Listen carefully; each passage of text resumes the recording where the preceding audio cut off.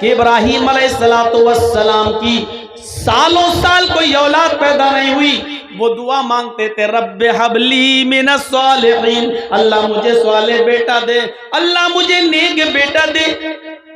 99 साल की उम्र में 86 साल 86 साल की उम्र में अल्लाह ने उनकी दुआ सुनी और उनको एक बेटा दिया, नाम रखा इस्माइल। जब वो बेटा 13 साल का हो गया तो इब्राहीम अलैहिस्सलाम ने ख्वाब में देखा, सपने में, कि मैं अपने बेटे को ज़िबा कर रहा हूं और अल्लाह मुझसे मेरे बेटे की कुर्बानी मांग रहा है। तब अपने बेटे से उसका इजहार किया, बेटा तैयार हो गया। हजरत इब्राहीम यूं कहते हैं अपने बेटे से, या बुनैया इन्नी अरा फिल मनामी अन्नी अज़बहुका फंजुर माज़ा तरा, मेरे लगते जिगर मेरे बेटे, मैंने आज की रात ख्वाब देखा है कि मैं अपने हाथ से अपने बेटे को ज़िबा कर रहा हूं, अपने बेटे को काट रहा हूं, यानी अल्लाह मुझसे तुम्हारी कुर्बानी मांग रहा है, तुम्हारा क्या इरादा है? फंजुर माज़ा तरा, तुम्हारी राय क्या है? इस्माइल अलैहिस्सलाम ने फौरन जवाब दिया, या अबति फ़अल मा तुमर सतजिदुनी इंशाअल्लाहु मिनस साबिरीन। अब्बू जान, आपको आपके रब ने जो हुक्म दिया है उस काम को आप कर डालिए, इंशाअल्लाह आप सब्र करने वालों में से होंगे, इंशाअल्लाह आप सब्र करने वालों में से होंगे। तब इब्राहीम ने अपने बेटे इस्माइल को पेशानी के बल जमीन पर लिटा दिया और तेज छुरी बेटे की गर्दन पे चलाने लगे। लेकिन अल्लाह रब्बुल आलमीन का उधर हुक्म हुआ, बस नहीं, आए छुरी, तू अपना काम नहीं करेगी।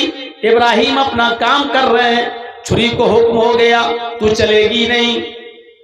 आवाज आई, बस बंद करो इब्राहीम, कद सद्दक़्ता रुया इन्ना कज़ालिका नजज़िल मुहसिनीन, बस करो, तुमने अपने ख्वाब को सच्चा कर दिखाया और मैं नेक लोगों को इसी तरीके का बदला दिया करता हूं। फिर अल्लाह ताला ने जन्नत से एक दुम्बा भेजा और वो इस्माइल की जगह पर दुम्बा ज़िबा कर दिया गया। मेरे भाइयों, यहाँ शंकर ने गणेश की गर्दन उड़ाई, यहाँ इब्राहीम ने इस्माइल की गर्दन पर छुरी चलाई। वहां गणेश कट गए, यहाँ इस्माइल कटे नहीं। वहां गणेश को जिंदा रखने के लिए हाथी काटा गया, यहाँ इस्माइल की जगह पर दुम्बा आया है। कितनी धूल जम गई किताबों पर और जमाने गुजरते गए। इस वाक़े को जब हम इस हकीकत की रोशनी में जब तलाश करते हैं तो पता चलता है कि किसी न किसी शक्ल में यह वाक़या कुरान और हदीस की किताबों में मौजूद है, जिसको ये शंकर कह रहे हैं। हो सकता है हमारे यहाँ वही इब्राहीम अलैहिस्सलाम हो, और जिसको ये गणेश कह रहे हो सकता है हम उन्हीं को इस्माइल अलैहिस्सलाम मानते हों, और जिसको ये पार्वती मानते हैं हो सकता है कि हमारे यहाँ वही हाजरा हो।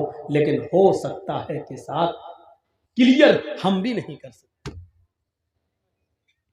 फिर हमें ये मिलता है, जब आप भविष्य पुराण पढ़ेंगे तो हमें ये मिलता है कि शंकर जी की कोई औलाद नहीं होती थी, तो उन्होंने अपनी पत्नी को एक मंत्र दिया, पार्वती जी को, और पार्वती जी जब नहाने लगी तो उनके जिस्म से, उनके शरीर से जो मैल और कुचैल और गंदगी जो निकल रही थी, उस मैल और कुचैल और गंदगी से उन्होंने एक पुत्र बनाया, बेटा, और उसका नाम रख दिया गणेश। गणेश को तलवार लेकर दरवाजे पे खड़ा कर दिया, किसी को अंदर मत आने देना, मैं नहा रही हूं, मैं स्नान कर रही हूं। शंकर जी अपने घर आ रहे हैं, गणेश तलवार लेकर बाहर खड़े हैं। गणेश को यह नहीं मालूम कि ये मेरा बाप है, और शंकर को यह नहीं मालूम कि ये मेरा पुत्र है। शंकर अंदर जाने लगे, गणेश ने कहा कहां जा रहे हो? शंकर जी ने कहा वाह, घर मेरा, मुझसे पूछ रहा कहां जा रहे हो, मेरी बिल्ली मुझी को म्याऊं। गणेश जी बोले कि मेरी मां ने कहा है कि किसी को अंदर मत आने देना, मैंने वचन दिया है कि कोई भी अंदर नहीं जा सकता है, मैं अपनी जान दे दूंगा लेकिन वचन बेकार नहीं करूंगा। शंकर जी ने तलवार उठाई और कहा, मुझे मेरे घर में जाने से रोक रहा है? पार्वती कौन है तुम्हारी? गणेश ने कहा, मेरी माँ। शंकर ने कहा, वाह, पार्वती मेरी बेटी है, मेरी बीवी है, और तू कह रहा मेरी माँ है, मेरा तो कोई पुत्र है ही नहीं। तब गणेश जी ने कहा कि आज ही तो उन्होंने बनाया है। शंकर जी बोले, भगवान मैं हूं, बनाना पार्वती जी को कैसे आ गया है? दोनों में बहस चली और शंकर जी को गुस्सा आया। उन्होंने तलवार मार दी और अपने बेटे की गर्दन उड़ा दी। अंदर घुस गए।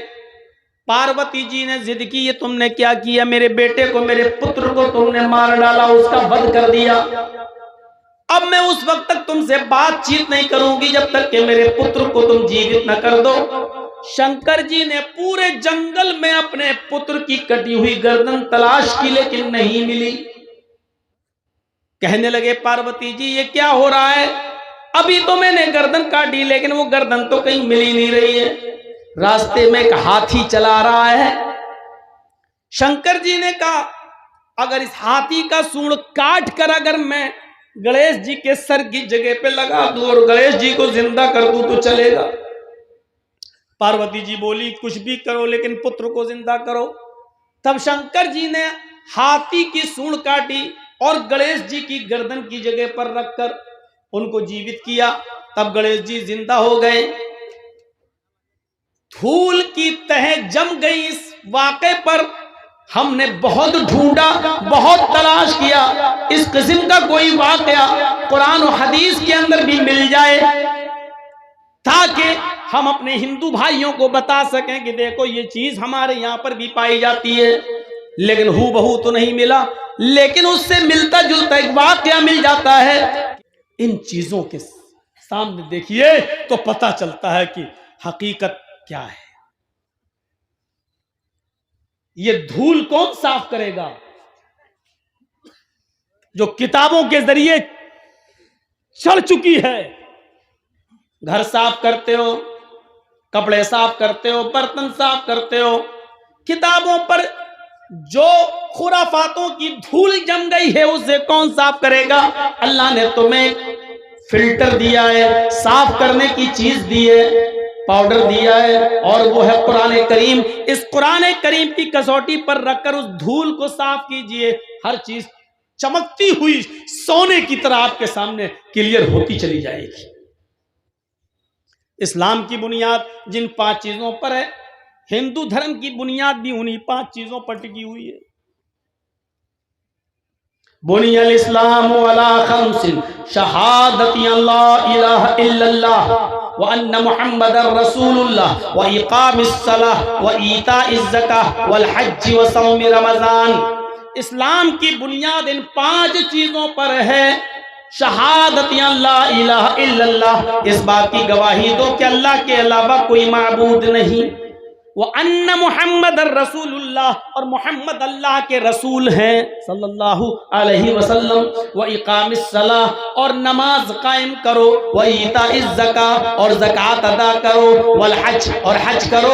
व सौम रमजान, और रमजानुल मुबारक के पूरे महीने के रोजे रखो। ये इस्लाम की बुनियाद है। इस्लाम की बुनियाद जिन 5 चीजों पर है, महाभारत उसी को यूं कहती है, सनातन धर्मम पंचम वस्तु अस्ति प्रथमा वस्तु एकम ब्रह्मा द्वितीय नास्ति नास्ति किंचन द्वितीय वस्तु षष्ठां कर्तव्या तृतीय वस्तु दानम दीक्षिता चतुर्थ वस्तु व्रतधारी पंचम वस्तु तीर्थ यात्रा कर्तव्या। यही सनातन धर्म की बुनियाद बताई गई। कृष्ण जी कह रहे हैं अर्जुन, सनातन धर्म 5 चीजों का नाम है। सनातन धर्म 5 चीजों का नाम है। प्रथमा वस्तु, पहली चीज, एकम ब्रह्मा द्वितीय नास्ति नास्ति किंचन, एक ही ब्रह्मा है, दूसरा नहीं, नेह बिल्कुल नहीं, नाना कतई नहीं, किंचन जरा सा भी नहीं। कृष्ण जी अर्जुन से कह रहे हैं एक ही ब्रह्मांड का रचयिता और रचनाकार है, एक ही ब्रह्मा है, एक ही इस दुनिया का बनाने वाला क्रिएटर ऑफ यूनिवर्स एक ही है, द्वितीय नास्ते दूसरा नहीं।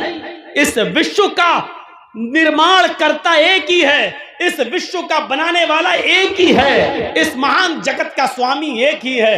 द्वितीय नास्ते, दूसरा नहीं, नेह बिल्कुल नहीं, ना कतई नहीं, हरगिज नहीं, किंचन जरा सा भी नहीं। ये कृष्ण जी अर्जुन से कह रहे हैं। मोहम्मद रसूलुल्लाह क्या कह रहे हैं? शहादती अल्लाह इलाहा इल्लल्लाह, अल्लाह के अलावा कोई माबूद नहीं। द्वितीय वस्तु साष्टांग कर्तव्य, दूसरी चीज है अर्जुन साष्टांग करो। साष्टांग ये बड़ा अजीब जुमला है। हिंदू लोग आज भी साष्टांग करते हैं, लेकिन उनको खुद नहीं पता ये साष्टांग करते हैं कि 20 टांग करते हैं।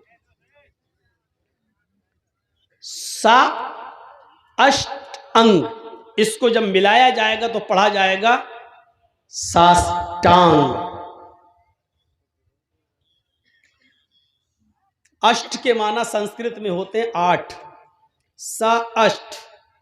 अब मिलाइए तो पढ़ेंगे साष्ट, सा अष्ट यानी साष्ट, 8 के साथ, 8 के साथ अंग, सा अष्ट अंग, साष्टांग 8 अंगों के साथ धरती पर रखकर, 8 अंगों को धरती पर रखकर ईश्वर को प्रसन्न करो।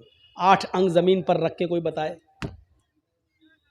8 अंग सिर्फ सजदे में होंगे बस, कोई और दूसरी शक्ल है ही नहीं। सजदे में आप जाइए, माथा और नाक कितना है? 2 हाथ कितना? 4, और दोनों घुटना कितना हुआ? 6, और दोनों पैर 8। सा अष्ट अंग। कृष्ण जी कह रहा अर्जुन साष्टांग करो यानी सजदा करो, और खुल के कह दूं नमाज पढ़ो। पहली चीज, इस ब्रह्मांड का रचयिता और रचनाकार एक है, दूसरा नहीं। यानी एक ही अल्लाह इबादत के लायक है, दूसरा नहीं।